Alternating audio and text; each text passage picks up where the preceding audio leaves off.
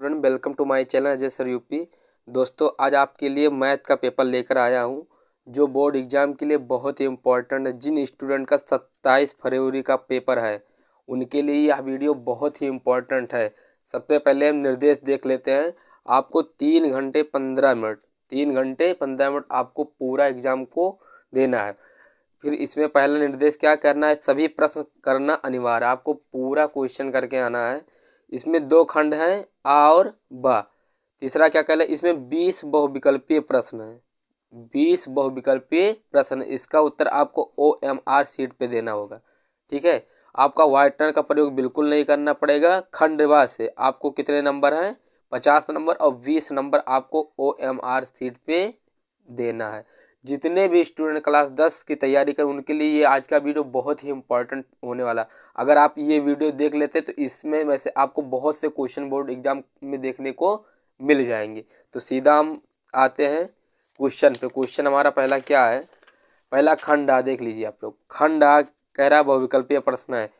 कह रहा है परिमेय संख्या 17/2 का वर्ग गुणे 5 का दशमलव प्रसार निम्नलिखित में से किस दशमलव के स्थान के बाद समाप्त होगा। आप लोग क्वेश्चन देख सकते हैं।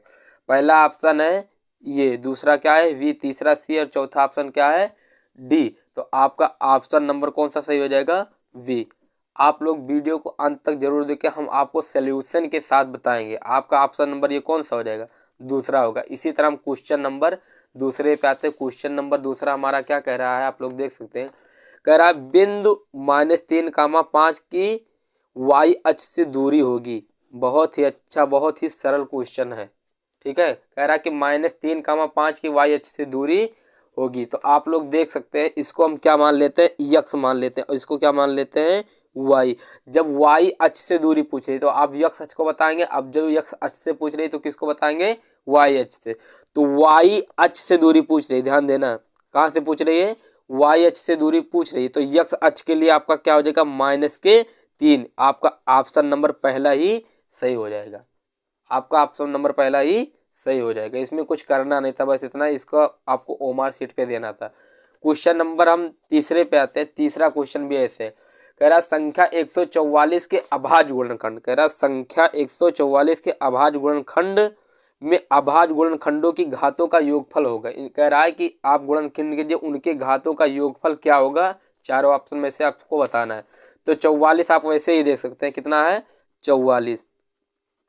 44 का आप गुणनखंड के तो वैसे ही सीधा हो जाएगा 12 गुणे 12। 12 पर यहाँ आपका हो जाएगा 144। कितना हो जाएगा 144। अगर 12 को काटते हैं तो कितना हो जाएगा, गुणनखंड करते हैं तो 2 दूनी 4 तिहाई 12। इसको भी ऐसे देख लेते हैं, 2 दूनी 4 तिहाई 12। अब इसका देख लेते हैं 1 2 3 4, मतलब कह रहा है कि 2 का पावर कितना हो गया, 4 हो गया। 2 का पावर कितना हो गया, 4 हो गया। गुणे 3 का पावर कितना हो गया, 3 का पावर कितना हो गया, 2 हो गया। तो इन दोनों को जोड़ेंगे तो हमारा कितना हो जाएगा, 4 + के 2 बराबर कितना हो जाएगा हमारा 6। कितना हो जाएगा 6।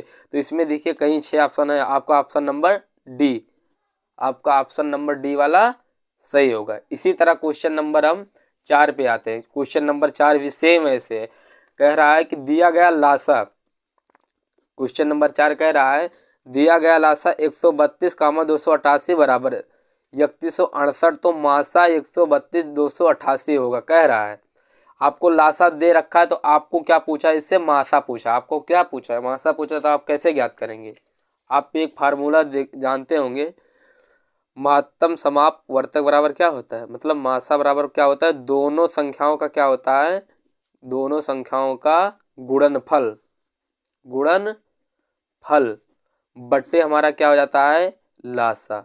बट्टे हमारा क्या हो जाता है, लासा। इतना आप कर देंगे आपका आ जाएगा सीधा। सिंपली देख लेते हैं क्या है, 132 और कितना 288। तो मासा बराबर आपका क्या हो जाएगा, मासा बराबर क्या हो जाएगा 138। 132 है, 132 गुणे कितना है 288। 288 और बटे लासा हमारा कितना है, लासा हो जाएगा आपका 3168। आप इतना काटेंगे तो आपका कितना हो जाएगा, मासा आप इतना काटेंगे तो आपका सीधे हो जाएगा 12। आपका ऑप्शन नंबर देख लेते हैं इसमें से कौन सा सही होगा। ऑप्शन नंबर आपका डी वाला सही होगा। ऐसे करना था आपका। ऑप्शन नंबर कौन सा सही है? डी सही हो जाएगा। फिर इसी तरह क्वेश्चन नंबर हम 5 पे आते हैं। क्वेश्चन नंबर 5 क्या कह रहा है? यदि द्विघात समीकरण 3x² माइनस के 12x प्लस के m इक्वल टू 0 के मूल क्या होंगे? बराबर, तो यम का मान होगा। कह रहा है इसके मूल बराबर होंगे तो यम का मान होगा। सबसे पहले हम देख लेते हैं आपका सवाल क्या कह रहा है कि 3x² माइनस के 12x और प्लस के m इक्वल टू 0, इसमें मूल बराबर हो जाएंगे तो हमारा डी क्या हो जाएगा? शून्य हो जाएगा। हमारा डी क्या हो जाएगा? शून्य विविधकर जिसको हम कहते हैं, ये हमारा क्या हो जाएगा? शून्य होगा। सबसे पहले इसको तुलना कर लेते हैं किससे? ax² प्लस bx और प्लस c बराबर 0 से तुलना कर लेंगे तो ये का मान कितना हो जाएगा? ये का मान हमारा कितना हो जाएगा? 3 हो जाएगा। b का मान कितना हो जाएगा? b का मान b का मान हो जाएगा माइनस के 12 और c का मान हो जाएगा यम। सूत्र हमारे पास क्या होता है? सूत्र हमारा क्या होता है? v² माइनस के 4 ये सी विविधकर डी बराबर शून्य, तो इसको हम क्या कर देंगे? शून्य कर देंगे। b का मान आपको पास कितना है? माइनस के 12, तो माइनस 12 का क्या हो जाएगा? स्क्वायर हो जाएगा। माइनस के 4 है तो 4 लिख देंगे। ये का मान कितना है? तो ये का मान आप लोग देख सकते हैं कितना, ये का मान 3 है तो यहाँ कितना कर देंगे हम? 3 कर देंगे। गुणे c का मान कितना? c का मान आप लोग देख सकते हैं यम है और इक्वल टू आपका क्या हो जाएगा? 0। बस 12 का माइनस माइनस क्या हो जाएगा? प्लस, तो प्लस लिखते नहीं हम। 12 बराबर यहाँ कितना हो जाएगा? 144 माइनस 4 3 कितना हो जाएगा? 12 और यम के साथ है तो यहाँ यम हो जाएगा। इक्वल टू क्या हो जाएगा? 0। इसको पक्षांतर करेंगे तो 144 इक्वल टू क्या हो जाएगा? 12 यम। इसको 12 को इधर लाएंगे तो 144 बटे कितना हो जाएगा? 12 और इधर क्या हो जाएगा? यम। 12 काटेंगे, 12 बराबर 144। आपका यम बराबर कितना हो जाएगा? 12। यम बराबर क्या हो जाएगा? 12। तो आपका ऑप्शन नंबर डी वाला सही होगा। ये जितने भी क्वेश्चन बहुत इजी हैं। आप लोग फिर इसी तरह क्वेश्चन नंबर हम 6 वाला देख लेते हैं। 6 क्वेश्चन नंबर कह रहा कि समीकरण 5x² माइनस के 3x प्लस के 2 इक्वल टू 0 के मूलों का योग होगा। मूलों का योग होगा, योगफल आपको ज्ञात करना है। तो मूलों का योगफल क्या होता है आप लोग बताइए। जैसे पहले हम सवाल लिख लेते हैं। क्या सवाल हमारा है? 5x² माइनस के 3x और प्लस के 2 इक्वल टू 0। इक्वल टू हमारा क्या हो जाता है? 0। तो सबसे पहले हम देख लेते हैं क्या कह रहा है इसमें। आप सबसे पहले हम तुलना करेंगे। क्या करेंगे? तुलना करेंगे किससे? ये x² plus bx plus c बराबर 0 से तुलना, तो ये का मान कितना मिल जाएगा? 5। ये का मान कितना मिल जाएगा? 5। और v का मान कितना मिल जाएगा? b का मान मिल जाएगा माइनस के 3 और c का मान कितना मिल जाएगा? 2 मिल जाएगा। c का मान कितना मिल जाएगा? 2 मिल जाएगा। इसमें क्या पूछा है? मूलों का योगफल पूछा है। क्या पूछा है? मूलों का योग। तो मूलों का योगफल क्या होता है? अल्फा प्लस बीटा बराबर क्या हो जाता है? माइनस के बी बाई ये। क्या हो जाता है? माइनस के बी बाई ये। तो यही देख लेते हैं योगफल बराबर। तो बी का मान कितना है? माइनस के 3। ध्यान देना, लेकिन इसमें पहले से माइनस होता तो एक माइनस ऐसे लगा देंगे। और v का मान कितना है? माइनस के 3 है बटे ये का मान कितना है? 5 है। तो यहाँ माइनस माइनस क्या हो जाएगा? प्लस हो जाएगा। तो 3 बटे कितना हो जाएगा? 3 बटे 5। आपका देख लेते कौन सा ऑप्शन होगा। 3 बटे 5 आपका ये पहला वाला सही होगा। 3 बटे 5। बहुत ही अगला क्वेश्चन हम देख लेते हैं। अगला क्वेश्चन क्या कह रहा है? कह रहा है युगपत समीकरण में x plus 2y equal to कितना है? 70 और 2x प्लस लैम्डा वाई बराबर 35 का कोई हल नहीं यदि लैम्डा का मान होगा। इन दोनों का हल कर लेना है आपको। लैम्डा का मान निकल के आ जाएगा। लैम्डा का मान इसमें कितना आ जाएगा? 4 आ जाएगा। ऑप्शन नंबर आपका डी वाला सही होगा। ऐसे ये भी करना। कह रहा है कि बिंदु ये बराबर कितना? -4, 2 और v का कितना दे रखा है? 5, 6 को जोड़ने वाले रेखाखंड का मध्य बिंदु p ये y 8, 4 ये का मान। इसमें किसका मान पूछा है? ये का मान। तो आपको क्या ज्ञात करना? मध्य बिंदु। बस वही x1, x2 बटे 2 वाला सूत्र लगा देंगे, आपका आंसर आ जाएगा। कोई कुछ नहीं करना इसमें। ये भी आपका ऑप्शन नंबर इसका कौन सा? डी वाला सही हो जाएगा। इसका आंसर आप लोग हल कीजिएगा, 4 आएगा। ठीक है। इसी तरह क्वेश्चन नंबर हम 9 पे आते हैं। 9 वाला क्वेश्चन देख लेते हैं। 9 वाला क्वेश्चन देख लेते हैं। कह रहा है दिए गए चित्र में त्रिभुज एबीसी के आधार पर बीसी के समांतर रेखाखंड पीक्यू खींचा गया है। बीसी कह रहा है इसके समांतर आपको क्या खींचा गया है, पीक्यू खींचा गया है। यदि पीक्यू अनुपाते बीसी, कह रहा है कि इसका और इसका अनुपात कितना हो जाए, 1:3। कह रहा है कि अगर इसका अनुपात कितना हो जाए, 1:3, तो ये पी तथा पी वी का अनुपात, ये पी क्या हो जाएगा, ये पी तथा पी वी कहाँ है, पी वी इसका अनुपात पूछा, इन दोनों का अनुपात पूछा है।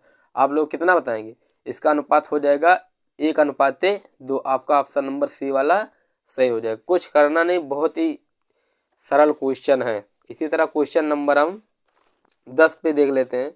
कह रहा है कि त्रिभुज एबीसी में यदि ये भी 6√3 सेंटीमीटर, ए सी बराबर 12 सेंटीमीटर तथा बी सी बराबर 6, तो कोण बी की माप होगी, कोण बी की माप होगी, कोण बी की माप कितनी होगी, 90 अंश हो जाएगी। कितना हो जाएगी, 90 अंश। आपका ऑप्शन नंबर बी वाला सही हो जाएगा।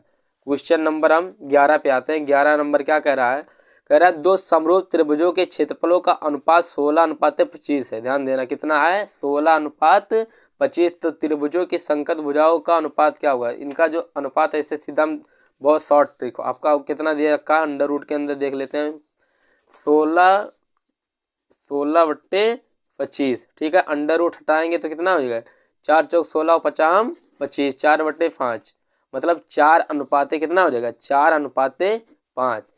बस आपका कौन सा हो जाएगा, 4 बी वाला सही है, ये आपका हो गया पहला।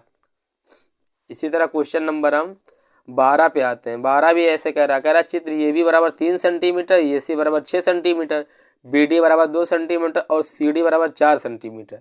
तो क्या कह रहा है, कोण बी ए डी और कोण सी ए डी का अनुपात पूछा है। ठीक है, इसका और इसका अनुपात पूछा है, तो इसका अनुपात कितना हो जाएगा, 1:1। आपका ऑप्शन नंबर बी वाला सही होगा। इसी तरह क्वेश्चन नंबर हम अगला देख लेते हैं।